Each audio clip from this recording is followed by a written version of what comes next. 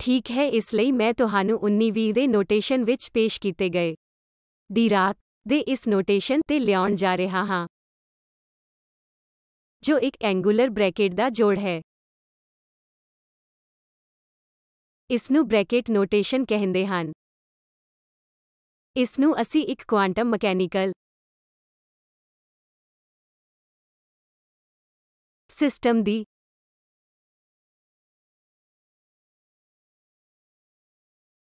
State ਨੂੰ ਹੱਲ ਕਰਨ ਜਾ ਰਹੇ ਹਾਂ।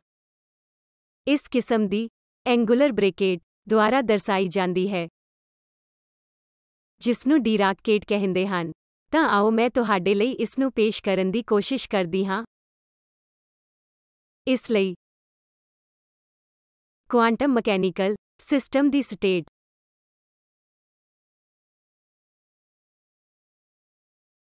ਅਸੀਂ ਇਸ ਨੂੰ ਯੂਨਾਨੀ ਅੱਖਰ ਸਾਈ ਫਾਈ ਹੋ ਸਕਦਾ ਹੈ ਦੇ ਨਾਲ ਇੱਕ ਐਂਗੂਲਰ ਬ੍ਰੈਕਟ ਦੁਆਰਾ ਦਰਸਾਉਂਦੇ ਹਾਂ। ਇਸ ਕਿਸਮ ਦੀ ਨੋਟੇਸ਼ਨ ਜੋ ਅਸੀਂ ਵਰਤਣ ਜਾ ਰਹੇ ਹਾਂ ਅਤੇ ਸਿਧਾਂਤ ਵਿੱਚ ਸਿਸਟਮ ਦੀ ਸਟੇਟ ਵਿੱਚ ਸਿਸਟਮ ਬਾਰੇ ਸਾਰੀ ਜਾਣਕਾਰੀ ਹੁੰਦੀ ਹੈ ਅਤੇ ਇਹ ਸਟੇਟ ਦੇ ਇੱਕ ਫੰਕਸ਼ਨ ਵਜੋਂ ਠੀਕ ਹੈ ਵਿਕਸਤ ਹੋ ਸਕਦਾ ਹੈ। ਇਸ ਸਾਈ ਨੂੰ ਦਰਸਾਇਆ ਗਿਆ ਹੈ ਜੋ ਕੁਝ ਵੈਕਟਰ ਸਪੇਸ ਵੀ ਦਾ ਇੱਕ ਐਲੀਮੈਂਟ ਹੈ। ਇਸ ਲਈ ਇਹ ਉਹ ਨੋਟੇਸ਼ਨ ਹੈ ਜਿਸ ਦੀ ਅਸੀਂ ਵੈਕਟਰ A ਵੈਕਟਰ B ਆਦਿ ਦੀ ਵਰਤੋਂ ਨਹੀਂ ਕਰਨ ਜਾ ਰਹੇ ਹਾਂ। ਅਸੀਂ ਇੱਕ ਐਬਸਟਰੈਕਟ ਨੋਟੇਸ਼ਨ ਦੀ ਵਰਤੋਂ ਕਰਨ ਜਾ ਰਹੇ ਹਾਂ ਜੋ ਇੱਕ ਐਂਗੂਲਰ ਬ੍ਰੈਕਟ ਹੈ ਅਤੇ ਇਸ ਐਂਗੂਲਰ ਬ੍ਰੈਕਟ ਨੂੰ ਕੇਟ ਕਹਿੰਦੇ ਹਨ। ਤੁਸੀਂ ਇਸ ਨੋਟੇਸ਼ਨ ਵਿੱਚ ਦੁਬਾਰਾ ਲਿਖ ਸਕਦੇ ਹੋ। ਮੰਨ ਲਓ ਕਿ ਇੱਕ ਵੈਕਟਰ ਸਪੇਸ ਜੇਕਰ ਤੁਹਾਡੇ ਕੋਲ ਸਾਈ-ਫਾਈ ਹੈ ਅਤੇ ਹੁਣ ਟਾਈਮ ਨੂੰ ਸਮਾਪਤ ਕਰੋ ਚਾਈ ਡਾਟ ਡਾਟ ਡਾਟ ਜੋ ਇੱਕ ਵੈਕਟਰ ਸਪੇਸ ਦੇ ਐਲੀਮੈਂਟ ਹਨ। ਫਿਰ ਤੁਹਾਨੂੰ ਕੀ ਕਰਨਾ ਪਵੇਗਾ? ਤੁਹਾਨੂੰ ਉਹਨਾਂ ਗਿਆਤ ਵਿਸ਼ੇਸ਼ਤਾਵਾਂ ਨੂੰ ਸੰਤੁਸ਼ਟ ਕਰਨਾ ਪਵੇਗਾ ਜੋ ਅਧਿਐਨ ਕਰ ਰਹੀਆਂ ਹਨ। ਉਹ ਵਿਸ਼ੇਸ਼ਤਾਵਾਂ ਕੀ ਹਨ? ਸਾਈ ਪਲਸ ਫਾਈ ਵੀ ਦਾ ਇੱਕ ਐਲੀਮੈਂਟ ਹੋਣਾ ਚਾਹੀਦਾ ਹੈ। ਸਾਈ ਪਲਸ ਫਾਈ ਪਲਸ ਚਾਈ। ਹੋਰ ਕੀ ਹੈ? ਤੁਸੀਂ ਇਸ ਸਹਿਚਾਰਤਾ ਵਿਸ਼ੇਸ਼ਤਾ ਨੂੰ ਉਸੇ ਤਰ੍ਹਾਂ ਸੰਤੁਸ਼ਟ ਕਰ ਸਕਦੇ ਹੋ ਜਿਵੇਂ ਕਿ ਸਾਈ ਪਲਸ ਫਾਈ ਪਲਸ ਚਾਈ। ਬਿਲਕੁਲ ਉਸੇ ਤਰ੍ਹਾਂ ਜਿਵੇਂ ਮੈਂ R3 ਵਿੱਚ ਵੈਕਟਰਾਂ ਲਈ ਕੀਤਾ ਸੀ, ਪਰ ਇਹ ਇੱਥੇ ਇੱਕ ਲੰਬੀ ਸੂਚੀ ਹੋ ਸਕਦੀ ਹੈ। ਇਹ ਇੱਕ ਲੰਬੀ ਸੂਚੀ ਹੈ ਜਿਸ ਵਿੱਚ ਇੱਕ ਐਬਸਟਰੈਕਟ ਵੈਕਟਰ ਸਪੇਸ ਹੈ। ਮੈਂ ਜਾਣਦਾ ਹਾਂ ਕਿ ਇਸ ਵੈਕਟਰ ਸਪੇਸ ਦੀ ਅਯਾਮਤਾ ਕੀ ਹੈ। ਮੈਂ ਉਸ ਲੀਨੀਅਰ ਡਿਪੈਂਡੈਂਟ ਸੈੱਟ ਨੂੰ ਨਹੀਂ ਜਾਣਦਾ ਜੋ ਸਪੇਸ ਤੱਕ ਫੈਲਿਆ ਹੋਇਆ ਹੈ। ਹੁਣ ਮੈਂ ਇਸ ਨੂੰ ਐਬਸਟਰੈਕਟ ਨੋਟਿਸ ਵਿੱਚ ਪਾ ਰਿਹਾ ਹਾਂ। ਇਹ ਸਪਸ਼ਟ ਹੈ। ਮੈਂ ਅਸਲ ਵਿੱਚ ਨਹੀਂ ਜਾਣਦਾ ਕਿ ਉਹ ਕੀ ਹਨ ਅਤੇ ਸਾਡਾ ਉਦੇਸ਼ ਇੱਕ ਦਿੱਤੇ ਗਏ ਕੁਆਂਟਮ ਮਕੈਨੀਕਲ ਸਿਸਟਮ ਦੇ ਨਾਲ ਇਹਨਾਂ ਸਾਰੀਆਂ ਚੀਜ਼ਾਂ ਨੂੰ ਨਿਰਧਾਰਿਤ ਕਰਨਾ ਹੈ। ਬੇਸਿਸ ਸੈੱਟ ਕੀ ਹੈ? ਬੇਸਿਸ ਸੈੱਟ ਦੀਆਂ ਟਰਮਜ਼ ਵਿੱਚ ਸਟੇਟਸ ਨੂੰ ਕਿਵੇਂ ਲਿਖਣਾ ਹੈ ਅਤੇ ਸਾਨੂੰ ਨਿਊਟਨ ਨਿਯਮ ਵਾਂਗ ਇਹ ਨਿਰਧਾਰਿਤ ਕਰਨ ਲਈ ਇੱਕ ਨਿਰਧਾਰਨ ਜਾਂ ਕੋਈ ਇਕੁਏਸ਼ਨ ਦੇਣ ਦੀ ਲੋੜ ਹੈ ਕਿ ਇਹ ਸਾਰੇ ਨਿਊਟਨ ਨਿਯਮ ਸਾਨੂੰ ਕੀ ਦੱਸਦੇ ਹਨ। ਇਹ ਤੁਹਾਨੂੰ ਦੱਸਦਾ ਹੈ ਕਿ ਪਾਰਟੀਕਲ x ਦਾ ਟ੍ਰੈਜੈਕਟਰੀ t ਦਾ ਇੱਕ ਫੰਕਸ਼ਨ ਹੈ। ਤੁਸੀਂ ਨਿਊਟਨ ਦੇ ਨਿਯਮ ਵਿੱਚ ਇੱਕ ਪਾਰਟੀਕਲ ਦੀ ਪੋਜੀਸ਼ਨ t ਦੇ ਫੰਕਸ਼ਨ ਵਜੋਂ ਪ੍ਰਾਪਤ ਕਰਦੇ ਹੋ। ਉਹਨਾਂ ਸਮੀਕਰਨਾਂ x ਨੂੰ t ਦੇ a ਵਜੋਂ ਹੱਲ ਕਰਨ ਤੇ ਤੁਸੀਂ ਉਦੋਂ ਤੱਕ ਪ੍ਰਾਪਤ ਕਰਨ ਦੇ ਯੋਗ ਨਹੀਂ ਹੋਵੋਗੇ ਜਦੋਂ ਤੱਕ ਤੁਸੀਂ ਸਮੀਕਰਨਾਂ ਦਾ ਇੱਕ ਸੈੱਟ ਨਹੀਂ ਦਿੰਦੇ। ਇਸੇ ਤਰ੍ਹਾਂ ਮੈਨੂੰ ਇਸ ਨੂੰ ਹੱਲ ਕਰਨ ਲਈ ਇੱਕ ਇਕੁਏਸ਼ਨ, ਇੱਕ ਅਨੁਭਵੀ ਇਕੁਏਸ਼ਨ ਦੇਣ ਦੀ ਲੋੜ ਹੈ ਤਾਂ ਜੋ ਅਸੀਂ ਇਸ ਵਿੱਚ ਜਾਣ ਤੋਂ ਪਹਿਲਾਂ ਸਟੇਟ ਦੇ ਟਾਈਮ ਵਿਕਾਸ ਦਾ ਪਤਾ ਲਗਾ ਸਕੀਏ ਕਿ ਇਹ ਵੈਕਟਰ ਸਪੇਸ ਇੱਕ ਲੀਨੀਅਰ ਵੈਕਟਰ ਸਪੇਸ ਹੈ। ਜੇ ਇਹ ਇੱਕ ਲੀਨੀਅਰ ਵੈਕਟਰ ਸਪੇਸ ਹੈ ਤਾਂ ਇਹਨਾਂ ਵਿਸ਼ੇਸ਼ਤਾਵਾਂ ਨੂੰ ਸੰਤੁਸ਼ਟ ਹੋਣਾ ਚਾਹੀਦਾ ਹੈ। ਇਹ ਵਿਸ਼ੇਸ਼ਤਾਵਾਂ ਸੰਤੁਸ਼ਟ ਨਹੀਂ ਹਨ ਤਾਂ ਇਹ ਇੱਕ ਲੀਨੀਅਰ ਵੈਕਟਰ ਸਪੇਸ ਵੀ ਨਹੀਂ ਹੈ। ਇਸ ਲਈ ਇਹ ਉਹ ਚੀਜ਼ਾਂ ਹਨ ਜਿਨ੍ਹਾਂ ਨੂੰ ਸਾਨੂੰ ਜਾਣਨ ਦੀ ਲੋੜ ਹੈ ਅਤੇ ਜੋ ਵੀ ਸਾਈ ਹੈ, ਸਾਈ ਕੋਲ ਸਿਸਟਮ ਬਾਰੇ ਸਾਰੀ ਜਾਣਕਾਰੀ ਹੈ। ਇਹ ਤੁਹਾਡੇ ਵੇਵ ਫੰਕਸ਼ਨਾਂ ਤੋਂ ਥੋੜਾ ਵੱਖਰਾ ਇੱਕ ਐਬਸਟਰੈਕਟ ਨੋਟੇਸ਼ਨ ਹੈ। ਅਸੀਂ ਬਾਅਦ ਵਿੱਚ ਵੇਵ ਫੰਕਸ਼ਨ ਤੇ ਵਾਪਸ ਆਵਾਂਗੇ। ਇਸ ਸਮੇਂ ਆਓ ਅਸੀਂ ਇੱਕ ਸਿਸਟਮ ਦੀ ਸਟੇਟ ਨੂੰ ਇਸ ਐਂਗੂਲਰ ਬ੍ਰੈਕਟ ਵਿੱਚ ਇਨਕੋਡ ਕਰੀਏ, ਜਿਸ ਨੂੰ ਕੇਟ ਵੈਕਟਰ ਕਹਿੰਦੇ ਹਨ। ਟਾਈਮ ਨਾਲ ਵਿਕਸਿਤ ਹੋ ਸਕਦਾ ਹੈ ਇੱਕ ਨਿਰਧਾਰਨ ਇਕੁਏਸ਼ਨ ਹੈ, ਜੋ ਕਿ ਸ਼੍ਰੋਡਿੰਗਰ ਇਕੁਏਸ਼ਨ ਹੈ। ਅਸਲ ਵਿੱਚ ਇਹ ਕਿ ਇਸ ਡੀਰਾਕ ਨੋਟੇਸ਼ਨ ਵਿੱਚ ਇਸ ਨੂੰ ਕਿਵੇਂ ਲਿਖਿਆ ਜਾਂਦਾ ਹੈ ਸਾਨੂੰ ਦੇਖਣ ਦੀ ਲੋੜ ਹੈ ਅਤੇ ਸਾਨੂੰ ਇਹਨਾਂ ਸਾਰੀਆਂ ਵਿਸ਼ੇਸ਼ਤਾਵਾਂ ਨੂੰ ਸੰਤੁਸ਼ਟ ਕਰਨ ਦੀ ਲੋੜ ਹੈ। ਇਸ ਲਈ ਇਹ ਕਮਿਊਟੇਟਿਵ ਵੀ ਹੋ ਸਕਦਾ ਹੈ। ਇੱਕ ਵੈਕਟਰ ਸਪੇਸ ਵਿੱਚ ਦੋ ਸਥਿਤੀਆਂ ਨੂੰ ਜੋੜਨ ਦੇ ਕੰਬੀਨੇਸ਼ਨ ਨੂੰ ਲਿਖੋ। ਤੁਸੀਂ ਆਰਡਰ ਨੂੰ ਬਦਲ ਸਕਦੇ ਹੋ। ਇਹ ਦੁਬਾਰਾ ਇਸ ਵੈਕਟਰ ਸਪੇਸ ਦਾ ਇੱਕ ਐਲੀਮੈਂਟ ਹੋਵੇਗਾ। ਇਹ ਇਸ ਸਹਿਚਾਰਤਾ ਦੀ ਵਿਸ਼ੇਸ਼ਤਾ ਨੂੰ ਸੰਤੁਸ਼ਟ ਕਰੇਗਾ। ਇਸ ਲਈ ਅਸਲ ਵਿੱਚ ਸੈਟ ਜੇਕਰ ਇਹ ਇਸ ਵਿਸ਼ੇਸ਼ਤਾ ਨੂੰ ਸੰਤੁਸ਼ਟ ਕਰਦਾ ਹੈ ਤਾਂ ਤੁਸੀਂ ਇਸ ਨੂੰ ਲੀਨੀਅਰ ਵੈਕਟਰ ਸਪੇਸ ਕਹਿੰਦੇ ਹੋ। ਠੀਕ ਹੈ, ਤਾਂ ਫਿਰ ਅਸੀਂ ਕਹਿੰਦੇ ਹਾਂ ਕਿ ਇਹ ਲੀਨੀਅਰ ਵੈਕਟਰ ਸਪੇਸ ਹੈ ਜੇਕਰ ਇਹ ਇਸ ਐਂਗੂਲਰ ਨੋਟੇਸ਼ਨ ਦੀ ਭਾਸ਼ਾ ਵਿੱਚ ਇਹਨਾਂ ਵਿਸ਼ੇਸ਼ਤਾਵਾਂ ਨੂੰ ਸੰਤੁਸ਼ਟ ਕਰਦਾ ਹੈ। ਤਾਂ ਅਸੀਂ ਕਿਵੇਂ ਪਰਿਭਾਸ਼ਿਤ ਕਰਦੇ ਹਾਂ? ਇਹ ਸਕੇਲਰ ਵੀ ਗੁਣਾ ਹੋ ਰਿਹਾ ਹੈ ਜੋ ਮੈਂ ਨਹੀਂ ਲਿਖਿਆ, ਪਰ ਤੁਸੀਂ ਇਸ ਨੂੰ ਅੰਦਰ ਭਰ ਸਕਦੇ ਹੋ। ਜੇਕਰ ਤੁਹਾਡੇ ਕੋਲ ਸਾਈ ਤੇ ਇੱਕ ਸਕੇਲਰ ਹੈ ਤਾਂ ਇਹ ਵੈਕਟਰ ਸਪੇਸ ਦਾ ਇੱਕ ਐਲੀਮੈਂਟ ਵੀ ਹੈ ਅਤੇ ਤੁਹਾਡੇ ਕੋਲ ਇਹ ਹੋਵੇਗਾ ਅਤੇ ਫਿਰ ਤੁਹਾਡੇ ਕੋਲ ਸਾਈ ਤੇ AB ਹੋਵੇਗਾ। ਇਹ ਸਾਈ ਤੇ AB ਗੁਣਾ ਹੋਵੇਗਾ। ਇਹ ਵੀ ਸੱਚ ਹੈ। ਇਹ ਵੀ ਮੈਂ ਪਿਛਲੇ ਟਾਈਮ ਇਸ R3 ਵੈਕਟਰ ਸਪੇਸ ਤੇ ਲਿਖਿਆ ਸੀ। ਜੇ ਤੁਹਾਡੇ ਕੋਲ ਇਸ ਤਰ੍ਹਾਂ ਦੀ ਕੋਈ ਚੀਜ਼ ਹੈ ਤਾਂ ਤੁਸੀਂ ਡਿਸਟਰੀਬਿਊਟਿਵ ਕੁਝ ਇਸ ਤਰ੍ਹਾਂ ਕਰ ਸਕਦੇ ਹੋ, ਜਿਵੇਂ ਕਿ ਮਾਫ ਕਰਨਾ A ਤੇ ਸਾਈ A ਤੇ ਫਾਈ। ਇਹ ਉਹ ਚੀਜ਼ਾਂ ਹਨ ਜੋ ਤੁਸੀਂ ਵੈਕਟਰ ਸਪੇਸ ਤੇ ਕਰਦੇ ਹੋ। ਤੁਸੀਂ ਇਹ ਇੱਥੇ ਵੀ ਕਰ ਸਕਦੇ ਹੋ। ਜੇਕਰ ਸਾਈ ਕਿਸੇ ਵਿੱਚ ਜੁੜਦਾ ਹੈ ਅਤੇ ਤੁਹਾਨੂੰ ਸਾਈ ਦਿੰਦਾ ਹੈ, ਜਿਸ ਨੂੰ ਅਸੀਂ ਸਟੇਟ ਕਹਿੰਦੇ ਹਾਂ, ਉਹ ਤੁਹਾਡੇ R3 ਵਿੱਚ ਸਟੇਟ ਨਾਲ ਕੁਝ ਨਹੀਂ ਕਰਦਾ। ਇਹ ਕੰਪੋਨੈਂਟਸ 000 ਦੇ ਨਾਲ ਵੈਕਟਰ ਦੀ ਤਰ੍ਹਾਂ ਹੈ। ਇਸ ਨੂੰ ਨਲ ਵੈਕਟਰ ਕਹਿੰਦੇ ਹਨ। ਨਲ ਵੈਕਟਰ ਕੀ ਹੈ? ਨਲ ਵੈਕਟਰ ਉਹ ਹੈ ਜਿਸ ਦੇ ਸਾਰੇ ਕੰਪੋਨੈਂਟ 0 ਹਨ। ਨਲ ਵੈਕਟਰ ਦੀ ਲੈਂਥ ਨਲ ਵੈਕਟਰ ਦਾ ਮਾਪ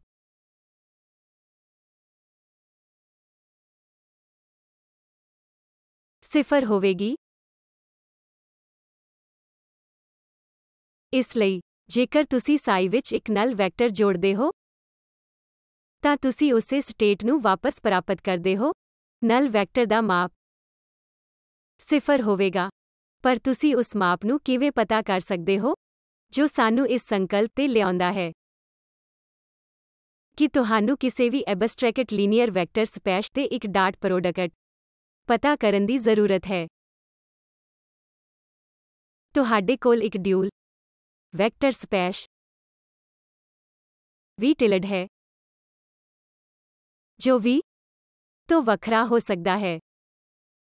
ਸਭ ਤੋਂ ਭੈੜੀ ਸਥਿਤੀ V ਟਿਲਡ ਅਸੀਂ V ਦੇ ਸਮਾਨ ਦਿਖਾਈ ਦਿੰਦੇ ਹਾਂ। ਅਸਲ ਵਿੱਚ R3 ਵਿੱਚ ਤੁਸੀਂ ਵੈਕਟਰ ਲੈਂਦੇ ਹੋ ਅਤੇ ਇੱਕ ਡਾਟ ਪ੍ਰੋਡਕਟ ਲੈਂਦੇ ਹੋ ਕਿਉਂਕਿ V ਟਿਲਡ ਬਿਲਕੁਲ V ਦੇ ਸਮਾਨ ਹੈ।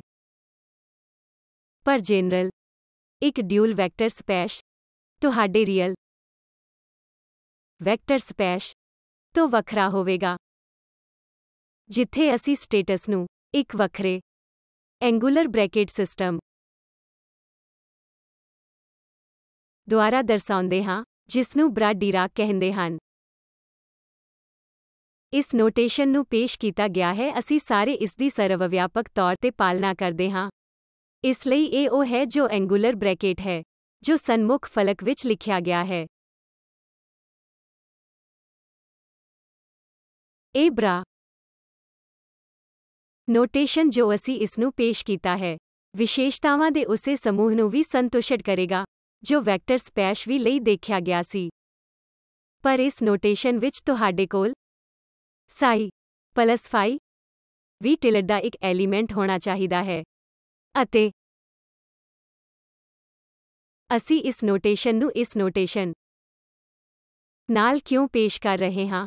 ਅਸੀਂ ਉਦਾਹਰਣ ਡਾਟ ਪ੍ਰੋਡਕਟ ਲਈ ਇੱਕ ਅੰਦਰੂਨੀ ਪ੍ਰੋਡਕਟ ਨੂੰ ਪਰਿਭਾਸ਼ਿਤ ਕਰ ਸਕਦੇ ਹਾਂ, ਜਿਸ ਦਾ ਅਸੀਂ R3 ਵਿੱਚ ਅਧਿਐਨ ਕੀਤਾ ਹੈ।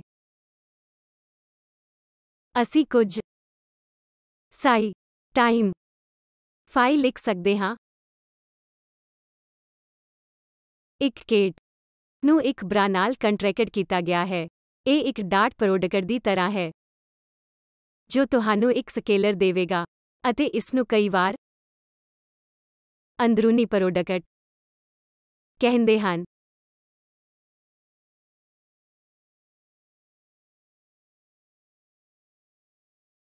ਆਪਣੇ ਗਿਆਤ R3 ਨਾਲ ਸੰਪਰਕ ਬਣਾਉਣ ਲਈ ਆਓ ਅਸੀਂ ਅਜਿਹਾ ਕਰੀਏ। ਆਓ ਕੇਟ ਵੈਕਟਰ ਨੂੰ ਕਾਲਮ ਵਜੋਂ ਲਿਖਦੇ ਹਾਂ।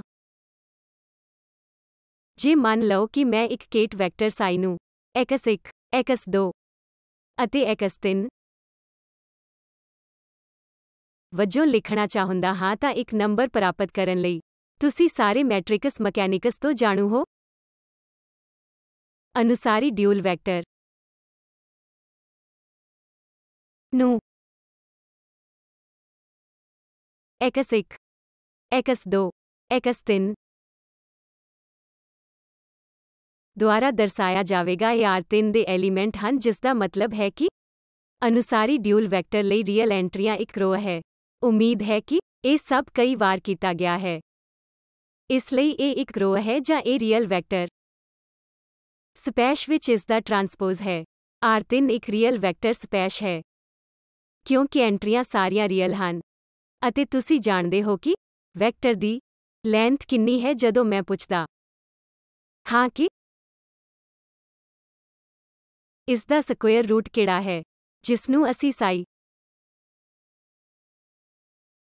ਦੁਆਰਾ ਇੱਥੇ x1 square plus x2 square plus x3 square ਵਿੱਚ ਦਰਸਾਇਆ ਹੈ, ਉਹਨਾਂ ਦੇ ਵਰਗਾਂ ਦਾ ਪਲਸ ਸੰਭਵ ਹੋਣਾ ਚਾਹੀਦਾ ਹੈ। ਵੈਕਟਰ ਸਾਈ ਦਾ ਮਾਪ ਹਮੇਸ਼ਾ ਪੋਜ਼ਿਟਿਵ ਹੋਣਾ ਚਾਹੀਦਾ ਹੈ, ਅਤੇ ਇਹ ਵੀ ਫਾਈਨਾਈਟ ਹੋਣਾ ਚਾਹੀਦਾ ਹੈ। ਸਹੀ ਫਾਈਨਾਈਟ ਹੋਣਾ ਚਾਹੀਦਾ ਹੈ।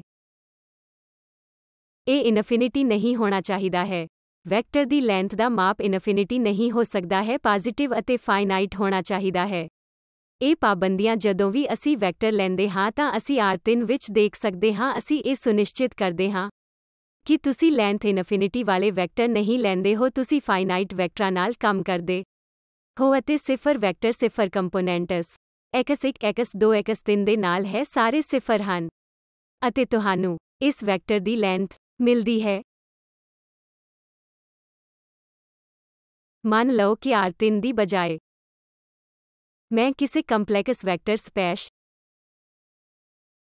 ਵਿੱਚ ਜਾਣਾ ਚਾਹੁੰਦਾ ਹਾਂ, ਜਿਵੇਂ ਕਿ ਅਸੀਂ ਕੰਪਲੈਕਸ ਪਲੇਨ ਵਿੱਚ ਕੀਤਾ ਹੈ। ਕੰਪਲੈਕਸ ਪਲੇਨ ਵਿੱਚ ਇੱਕ z ਕੋਆਰਡੀਨੇਟ ਹੁੰਦਾ ਹੈ, ਪਰ ਮੈਂ ਇੱਕ ਐਬਸਟਰੈਕਟ ਕੰਪਲੈਕਸ ਵੈਕਟਰ ਸਪੇਸ ਵਿੱਚ ਦੋ z ਕੋਆਰਡੀਨੇਟ ਨੂੰ ਦੇਖ ਸਕਦਾ ਹਾਂ।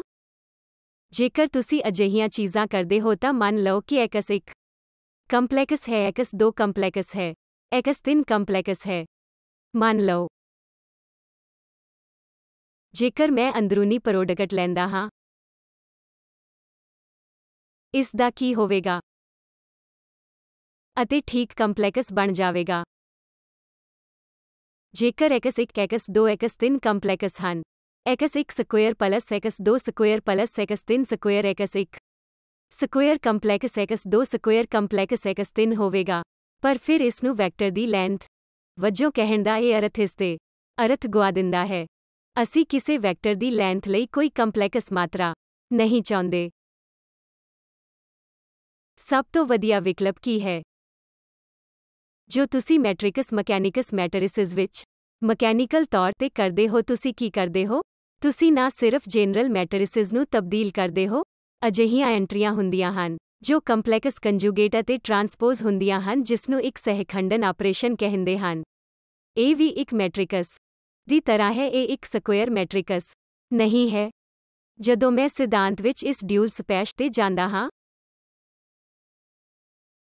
ਤਾਂ ਮੈਨੂੰ ਕੰਪਲੈਕਸ ਕੋਆਰਡੀਨੇਟ ਲੈਣਾ ਚਾਹੀਦਾ ਹੈ।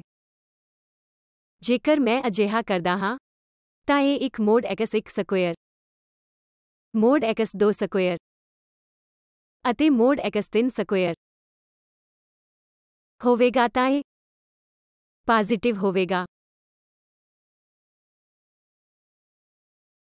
ਇੱਕ ਐਬਸਟਰੈਕਟ ਵੈਕਟਰ ਸਪੈਸ਼ ਵਿੱਚ ਜੇਕਰ ਮੈਂ ਘੱਟੋ-ਘੱਟ ਫਾਈਨਾਈਟ ਡਾਇਮੈਂਸ਼ਨਲ ਲਈ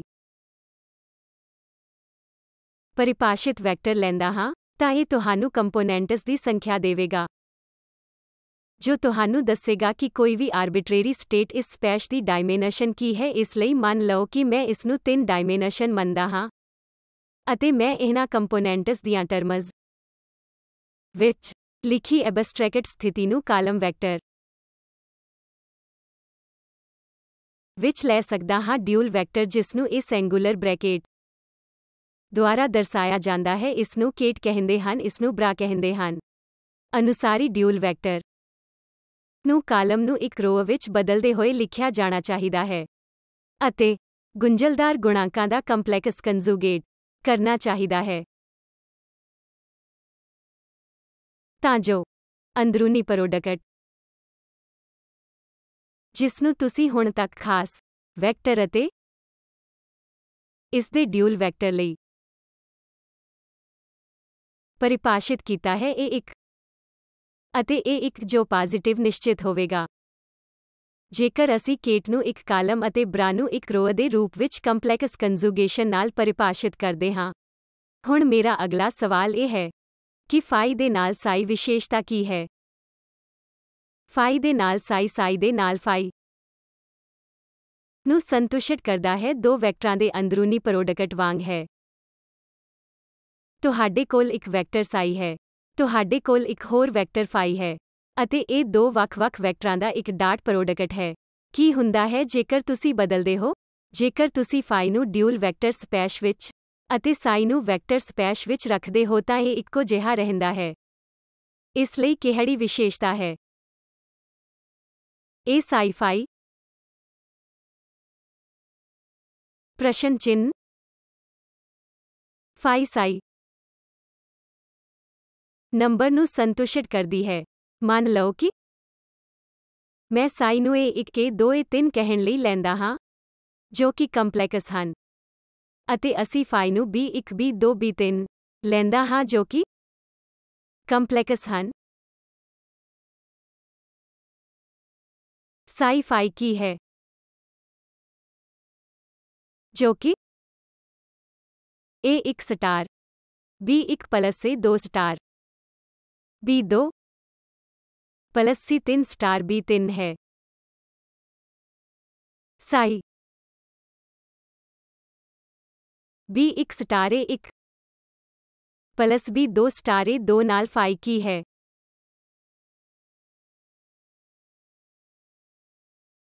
ਜੋ ਅਸੀਂ ਇਸ ਸਾਈ ਫਾਈ ਤੋਂ ਵੇਖਦੇ ਹਾਂ, ਉਹ ਫਾਈ ਸਾਈ ਹੈ। ਤੁਸੀਂ ਇਸ ਦਾ ਅੰਦਰੂਨੀ ਪ੍ਰੋਡਕਟ ਅਤੇ ਕੰਪਲੈਕਸ ਕੰਜੂਗੇਟ ਲੈਂਦੇ ਹੋ। ਇਸ ਦਾ ਕੰਪਲੈਕਸ ਕੰਜੂਗੇਟ ਮੈਨੂੰ ਇਹ ਦੇਵੇਗਾ। ਇਹ ਆਰਡਰ ਮਹੱਤਵਪੂਰਨ ਨਹੀਂ ਹੈ। ਇਸ ਨੂੰ B1 ਸਟਾਰ A1 ਵਜੋਂ ਕਹਿਣਾ A1 B1 ਸਟਾਰ ਦੇ ਸਮਾਨ ਹੈ। ਉਸ ਦਾ ਸਟਾਰ ਇਸ ਵਰਗਾ ਹੀ ਹੈ। ਇਸ ਲਈ ਇਹ ਇੱਕ ਜਨਰਲ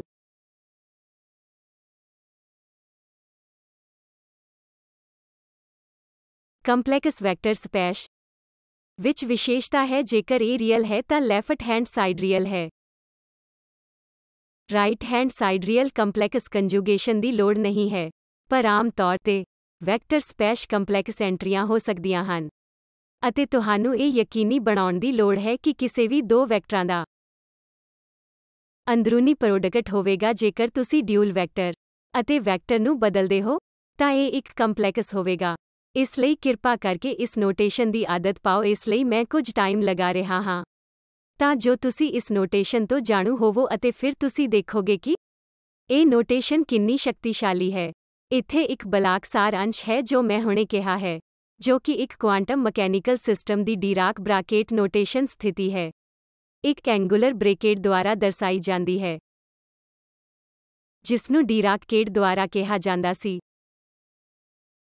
ਅਤੇ ਉਹਨਾਂ ਦੇ ਵੈਕਟਰ ਇੱਕ ਐਬਸਟਰੈਕਟ ਲੀਨੀਅਰ ਵੈਕਟਰ ਸਪੇਸ ਵਿੱਚ, ਭਾਵੇਂ ਮੈਂ ਇਸ ਨੂੰ ਇੱਕ ਗਿਆਤ 3-ਅਯਾਮੀ ਵੈਕਟਰ ਸਪੇਸ ਵਿੱਚ ਮੈਪ ਕਰਨ ਦੀ ਕੋਸ਼ਿਸ਼ ਕਰ ਰਿਹਾ ਹਾਂ। ਤੁਸੀਂ ਇਸ ਨੂੰ ਜਨਰਲ ਅਤੇ ਐਬਸਟਰੈਕਟ ਵੈਕਟਰ ਸਪੇਸ ਲਈ ਕਰ ਸਕਦੇ ਹੋ ਜੋ ਵੀ ਮੈਂ ਕਿਹਾ ਹੈ, ਜਦੋਂ ਤੱਕ ਤੁਸੀਂ ਐਕਸੀਅਮ ਦੀ ਪਾਲਣਾ ਕਰਦੇ ਹੋ ਜੋ ਮੈਂ ਖਾਸ ਤੌਰ ਤੇ R3 ਨੂੰ ਧਿਆਨ ਵਿੱਚ ਰੱਖਦੇ ਹੋਏ ਸਪਸ਼ਟ ਕੀਤਾ ਹੈ ਤਾਂ ਜੋ ਤੁਸੀਂ ਸਮਝ ਸਕੋ। ਪਰ ਤੁਸੀਂ ਇਸ ਨੂੰ ਕਿਸੇ ਵੀ n ਡਾਇਮੈਂਸ਼ਨਲ ਵੈਕਟਰ ਸਪੇਸ ਲਈ ਕਰ ਸਕਦੇ ਹੋ, ਜਿੱਥੇ n ਬਹੁਤ ਵੱਡੀ ਹੋ ਸਕਦੀ ਹੈ ਅਤੇ ਇੱਕ ਡਿਊਲ ਵੈਕਟਰ ਸਪੇਸ ਨੂੰ ਇੱਕ ਹੋਰ ਐਂਗੂਲਰ ਬ੍ਰੇਕੇਟ ਦੁਆਰਾ ਦਰਸਾਇਆ ਜਾਂਦਾ ਹੈ ਜਿਸ ਨੂੰ ਬਰਾ ਕਹਿੰਦੇ ਹਨ। ਅਤੇ ਫਿਰ ਡਾਟ ਪ੍ਰੋਡਕਟ। ਤੁਹਾਨੂੰ ਡਿਊਲ ਵੈਕਟਰ ਸਪੇਸ ਦੀ ਲੋੜ ਹੁੰਦੀ ਹੈ, ਨਹੀਂ ਤਾਂ ਤੁਸੀਂ ਇਸ ਅੰਦਰੂਨੀ ਪ੍ਰੋਡਕਟ ਨੂੰ ਪਰਿਭਾਸ਼ਿਤ ਨਹੀਂ ਕਰ ਸਕਦੇ। ਅੰਦਰੂਨੀ ਪ੍ਰੋਡਕਟ ਉਹ ਹੈ ਜੋ ਤੁਹਾਨੂੰ ਲੈਂਥ ਅਤੇ ਦੂਜੇ ਸਕੇਲਰ ਤੁਰੰਤ ਸਵਾਲ ਦੇਣਗੇ, ਜੋ ਕਿ ਤੁਸੀਂ ਸਾਰੇ ਜਾਣਦੇ ਹੋ, ਜਦੋਂ ਤੁਸੀਂ ਤਿਕੋਣ ਵਿੱਚ ਦੋ ਵੈਕਟਰਾਂ ਨੂੰ ਜੋੜਦੇ ਹੋ ਜੇਕਰ A B ਅਤੇ C ਵੈਕਟਰਾਂ A B ਅਤੇ C ਦੇ ਮਾਪ ਹਨ, ਜੋ ਇੱਕ ਤਿਕੋਣ ਦੀਆਂ ਭੁਜਾਵਾਂ ਨੂੰ ਦਰਸਾਉਂਦੇ ਹਨ। ਉਹ ਕਿਹੜੀਆਂ ਵਿਸ਼ੇਸ਼ਤਾਵਾਂ ਹਨ ਜਿਨ੍ਹਾਂ ਨੂੰ ਇਸ ਨੂੰ ਸੰਤੁਸ਼ਟ ਕਰਨਾ ਚਾਹੀਦਾ ਹੈ? ਦੋ ਭੁਜਾਵਾਂ ਦਾ ਜੋੜ ਦੋ ਭੁਜਾਵਾਂ ਦੇ ਜੋੜ ਤੋਂ ਵੱਧ ਜਾਂ ਘੱਟ ਹੋਣਾ ਚਾਹੀਦਾ ਹੈ। ਤੀਜੀ ਭੁਜਾ ਤੋਂ ਵੱਧ ਜਾਂ ਬਰਾਬਰ ਹੋਣਾ ਚਾਹੀਦਾ ਹੈ। ਤਾਂ ਇਹ ਉਹ ਚੀਜ਼ਾਂ ਹਨ ਜੋ ਤੁਸੀਂ ਸਾਰੇ ਜਾਣਦੇ ਹੋ। ਸਾਨੂੰ ਇਸ ਨੂੰ ਡੀਰਾਕ ਬ੍ਰਾਕੇਟ ਨੋਟੇਸ਼ਨ ਵਿੱਚ ਸਾਬਤ ਕਰਨ ਦੀ ਲੋੜ ਹੈ। ਆਓ ਕੋਸ਼ਿਸ਼ ਕਰੀਏ ਅਤੇ ਇਸ ਨੂੰ ਸਿੱਧੇ ਤੌਰ ਤੇ ਤੁਹਾਡੇ ਲਈ ਕੁਝ ਸਵਾਲ ਸਾਬਿਤ ਕਰੀਏ। ਜੇਕਰ ਤੁਹਾਡੇ ਕੋਲ ਮੈਟਰਿਸਿਸ ਦਾ ਇੱਕ ਸੈੱਟ ਦਿੱਤਾ ਗਿਆ ਹੈ ਤਾਂ ਇਹ ਇੱਕ ਵੈਕਟਰ ਸਪੇਸ ਬਣਾਉਂਦਾ ਹੈ। ਆਓ 2/2 ਮੈਟਰਿਸਿਸ ਦਾ ਸੈੱਟ ਲੈਂਦੇ ਹਾਂ ਕਿ ਉਹ ਇੱਕ ਵੈਕਟਰ ਸਪੇਸ ਬਣਾਉਂਦੇ ਹਨ। ਤੁਸੀਂ ਇੱਕ ਹੋਰ ਮੈਟ੍ਰਿਕਸ ਪ੍ਰਾਪਤ ਕਰਨ ਲਈ ਮੈਟਰਿਸਿਸ ਵਿੱਚ 2 ਹੋਰ ਜੋੜ ਸਕਦੇ ਹੋ ਜੋ ਕਿ ਇੱਕ 2/2 ਮੈਟ੍ਰਿਕਸ ਵੀ ਹੈ। ਇਸ ਲਈ ਇਹ ਇੱਕ ਵੈਕਟਰ ਸਪੇਸ ਬਣਾਉਂਦਾ ਹੈ। ਇੱਥੇ ਉਦਾਹਰਨਾਂ ਹਨ ਜੋ ਤੁਸੀਂ ਰੀਅਲ ਸੰਖਿਆਵਾਂ ਦਾ ਸੈੱਟ ਲੈ ਸਕਦੇ ਹੋ। ਉਹ ਕੰਪਲੈਕਸ ਸੰਖਿਆਵਾਂ ਦਾ ਇੱਕ ਵੈਕਟਰ ਸਪੇਸ ਵੀ ਬਣਾਉਂਦੇ ਹਨ। ਉਹ ਇੱਕ ਵੈਕਟਰ ਸਪੇਸ ਵੀ ਬਣਾਉਂਦੇ ਹਨ। n ਐਂਟਰੀਆਂ ਵਾਲੇ ਕਾਲਮ ਦੇ ਨਾਲ ਕਾਲਮ ਵੈਕਟਰ ਵੀ ਹੋ ਸਕਦੇ ਹਨ। ਉਹ ਇੱਕ n ਡਾਇਮੈਂਸ਼ਨਲ ਵੈਕਟਰ ਸਪੇਸ ਬਣਾਉਂਦੇ ਹਨ। ਤੁਹਾਡੇ ਕੋਲ ਉਦਾਹਰਨਾਂ ਵੀ ਹੋ ਸਕਦੀਆਂ ਹਨ ਜਿੱਥੇ ਤੁਸੀਂ ਇੱਕ ਡਿਫਰੈਂਸ਼ੀਅਲ ਇਕੁਏਸ਼ਨ ਲੈ ਸਕਦੇ ਹੋ, ਇੱਕ ਸੋਲਿਊਸ਼ਨ ਪਤਾ ਕਰ ਸਕਦੇ ਹੋ, ਜੋ ਕਿ ਡਿਫਰੈਂਸ਼ੀਅਲ ਇਕੁਏਸ਼ਨ ਦੇ ਬਹੁਤ ਸਾਰੇ ਸੋਲਿਊਸ਼ਨ ਹੋ ਸਕਦੇ ਹਨ। ਸੋਲਿਊਸ਼ਨ ਦੇ ਲੀਨੀਅਰ ਕੰਬੀਨੇਸ਼ਨ ਵੀ ਇਸ ਡਿਫਰੈਂਸ਼ੀਅਲ ਇਕੁਏਸ਼ਨ ਦਾ ਸੋਲਿਊਸ਼ਨ ਹੋਣਗੇ। ਅਸਲ ਵਿੱਚ ਉਹ ਇਕੁਏਸ਼ਨ ਜੋ ਤੁਸੀਂ ਸਟੇਸ਼ਨਰੀ ਸਟੇਟਸ ਵੇਖਿਆ ਹਨ, ਉਹ ਸੋਲਿਊਸ਼ਨ ਹਨ। ਸਟੇਸ਼ਨਰੀ ਸਟੇਟਸ ਦੇ ਲੀਨੀਅਰ ਕੰਬੀਨੇਸ਼ਨ ਵੀ ਸੋਲਿਊਸ਼ਨ ਹਨ ਜੋ ਤੁਸੀਂ ਜਾਣਦੇ ਹੋ ਕਿ ਤੁਸੀਂ ਅਜਿਹਾ ਕਰਨਾ ਸ਼ੁਰੂ ਕਰ ਸਕਦੇ ਹੋ। ਉਹ ਵੈਕਟਰ ਸਪੇਸ ਵੀ ਬਣਾਉਂਦੇ ਹਨ। ਸਾਰੀਆਂ ਸਟੇਸ਼ਨਰੀ ਸਟੇਟਸ ਦੇ ਸੈੱਟ ਵੀ ਵੈਕਟਰ ਸਪੇਸ ਬਣਾਉਂਦੇ ਹਨ। ਇਹ ਉਦਾਹਰਨਾਂ ਹਨ ਜੋ ਤੁਸੀਂ ਕਰ ਸਕਦੇ ਹੋ।